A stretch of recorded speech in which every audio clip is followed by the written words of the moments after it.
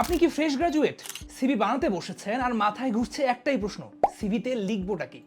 আজকে সেই উত্তর দিব। ফ্রেশ গ্রাজুয়েট হিসেবে এইচআর আপনার কাছে 5 বছরের এক্সপিরিয়েন্স এক্সপেক্ট করে না। এইচআর দেখতে চায় আপনি কতটা সিরিয়াস আর আপনার পোটেনশিয়ালিটি কতটুকু, আর আপনি নিজেকে কতটা ভালোভাবে প্রেজেন্ট করতে পারছেন। আপনার সিভির শুরুতে একটা স্ট্রং সামারি লিখুন, মাত্র 3-4 লাইনে বলুন আপনি কে, কেন, কোন ফিল্ডে কাজ করতে চান। যেমন মার্কেটিং গ্র্যাজুয়েট, ডেটা অ্যানালাইসিসে আগ্রহী, ইউনিভার্সিটিতে 2টা লাইভ প্রজেক্ট করেছি। এইটুকুই এইচআর এর অ্যাটেনশন আনার জন্য যথেষ্ট, এবং এটাই ডিসাইড করে আপনার বাকি সিভি এইচআর পড়বে কিনা।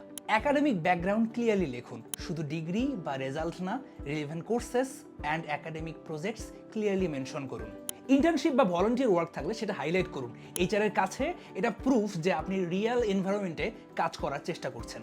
মনে রাখবেন, প্রতিটা জবের জব ডেসক্রিপশন বা জেডি থাকে। অ্যাপ্লাই করার আগে সেই জব ডেসক্রিপশন ভালো করে পড়বেন, এবং সেখানে যে স্কিলসগুলো চাওয়া হয়েছে সেগুলো আপনার সিভিতে অবশ্যই মেনশন করুন।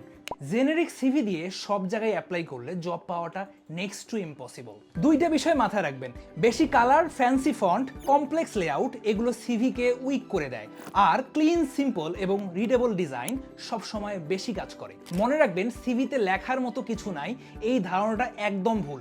সঠিকভাবে প্রেজেন্ট করতে জানলে আপনার কাছে যা আছে তাই সবসময় যথেষ্ট। এরকম ক্যারিয়ার টিপস পেতে পেজটা ফলো করুন। কমেন্টে লিখুন আপনি কোন ফিল্ডে জব খুঁজছেন, আমি পার্সোনালি বলে দিব আপনার সামারি লাইনটা কেমন হওয়া উচিত।